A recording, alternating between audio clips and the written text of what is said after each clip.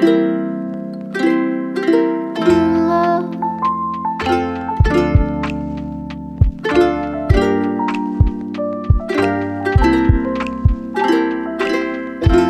मैंने पीडब्ल्यू के नोट्स ही पढ़े, जितने भी पढ़े। मेरे पास जो बुक है मैं अभी वही आपको दिखा रही हूँ, ठीक है।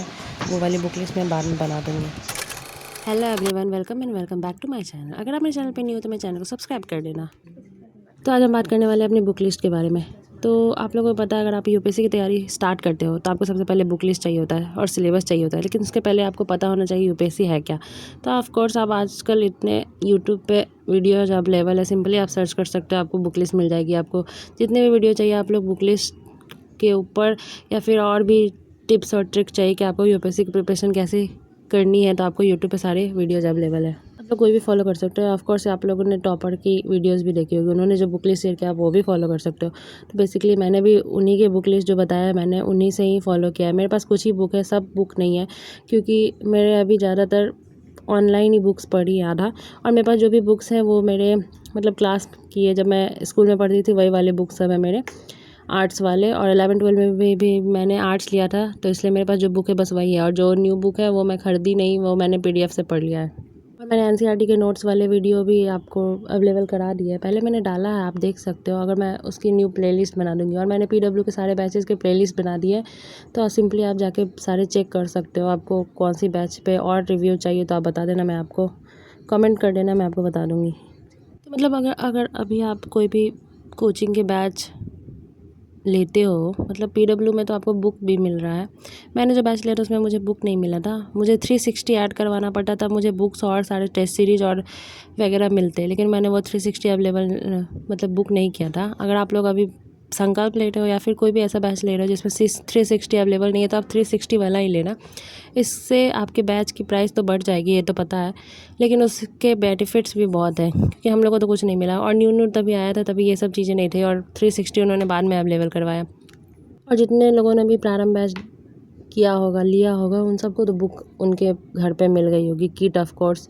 जितने भी बुक्स है पीडब्ल्यू यूपीएससी वाले के संपूर्ण बुक्स है, तो उन सब बुक में क्या है, उन सब बुक में ना चैप्टर पढ़ लो, चैप्टर पढ़ने के बाद ना वहाँ पे पीवाईक्यू अवेलेबल करवा दिए जाते हैं।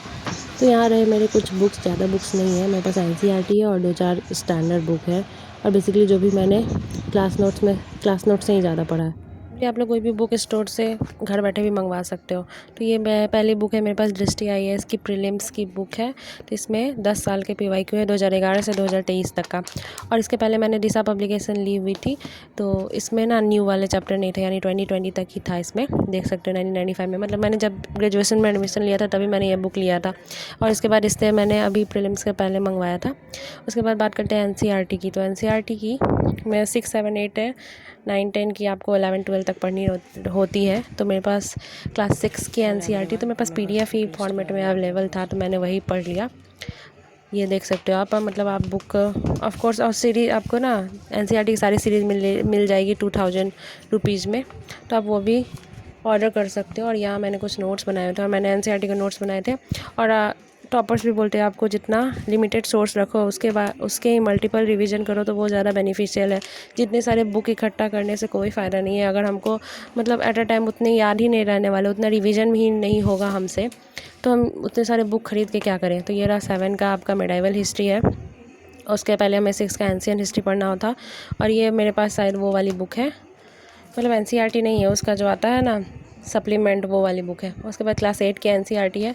तो ये सब और आपको अगर एनसीईआरटी सबसे अच्छी समझनी है तो आपको मंजू मैम के लेक्चर देखने चाहिए, मतलब बहुत अच्छे हैं, और वो साथ साथ नोट्स भी बनवाती हैं, तो ज़्यादा बेनिफिशियल हो जाता है, और साथ साथ पीवाईक्यू भी सॉल्व करवाती है। तो ये रहे 9 और 10 के history. Of course world history हमें पढ़ना होता है 9 और 10 में। और 11 वाली बुक जो एनसीईआरटी वो तो दूसरी वाली है। और ये रही 12 की। तो ये मेरे पास यही बुक था, क्योंकि मैंने क्लास 12 में आर्ट्स बैकग्राउंड में यही वाला बुक पढ़ा था। मतलब हमारे कॉलेज में हाई स्कूल में ना यही वाले बुक चलाए गए थे, तो मैंने यही पढ़ा था। और इसमें भी मतलब एनसीईआरटी से ज़्यादा ही इसमें दिया हुआ है, मतलब टू द पॉइंट दिया हुआ है। और एनसीईआरटी में थोड़ी कुछ चीज़ें समझ में नहीं आती थी, इसलिए शायद उन्होंने ये वाली बुक चलाई थी। तो मैं आपको यहाँ पे मतलब फ़ोटो लगा दूँगी, वो वाले सब आप एनसीईआरटी देख लेना। और इसके साथ मेरे पास है स्पेक्ट्रम, जो कि मॉडर्न हिस्ट्री के लिए है। तो राजीव अय्यर सर की, तो सब यही पढ़ते हैं मॉडर्न हिस्ट्री के लिए। ऐसे मैंने आधा ही पढ़ा, आई थिंक मैंने पूरा कंप्लीट भी नहीं हुआ। इसके पहले मैंने एनसीईआरटी पढ़ी थी, यानी बहुत ओल्ड वाली एनसीईआरटी स्पेक्ट्रम की। और ये रही क्लास 11 की आर्ट एंड कल्चर की बुक।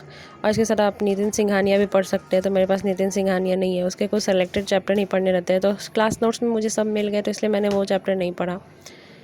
तो यहाँ पे है ज्योग्राफी की एनसीईआरटी। ऑफ कोर्स ज्योग्राफी की एनसीईआरटी तो आपको पढ़नी ही पढ़नी है। आप हिस्ट्री फिर भी आप पढ़ सकते हो, 6, 7, 8 तो आपको पढ़ लेनी चाहिए, और 11, 12।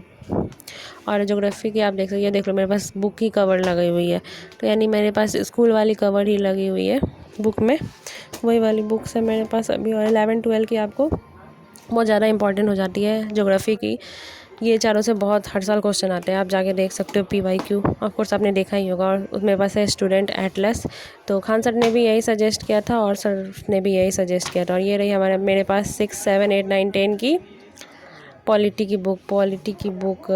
पॉलिटी के बाद मेरे पास है एक लक्ष्मीकांत और भी आती है। और आपके पास ना वो पॉलिटी की लक्ष्मीकांत की PYQ बुक भी होनी चाहिए। और ये दोनों स्टैंडर्ड बुक यानी क्लास 12 की जो है ना, वो मेरे पास ये वाली बुक है। और इसमें ना MCQ वगैरह सब लिए हुए हैं, तो मेरे स्कूल में यही चलाई गई थी, तो मैंने यही पढ़ा है। मतलब सेम टू सेम, ऐसा कुछ खास बदलाव नहीं है बुक सब में। और बहुत अच्छी बुक है वो वाली बुक, दोनों मुझे याद है अच्छे से, क्योंकि मैंने 12 के लिए पढ़ा था। मैंने यहाँ पे गूगल पर सर्च किया था, is NCERT 6 to 12 enough for UPSC?